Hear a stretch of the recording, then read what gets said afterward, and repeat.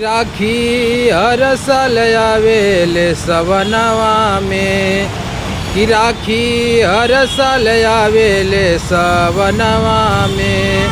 भैया बहिनी के राखे अपने मनवा में, भैया बहिनी के राखे अपने मनवा में। राखी हर साल आवेले सवनवा में, कि रढ़ुआ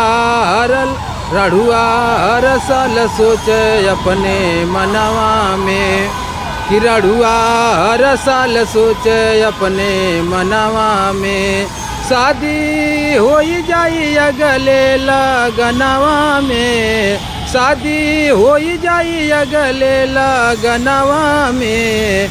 रढ़ुआ हर साल सोचे अपने मनवा में, रढ़ुआ हर साल सोचे अपने मनवा में। झूठ ही कमाए के बनाव भव काल हो, सदिया कर के ऊ बिछावल जाल हो। झूठ ही मेहनत करल से वनवा में, झूठ ही मेहनत कर जा से वनवा में। शादी हो जाई अगले लगनवा में, शादी हो जाई अगले लगनवा में।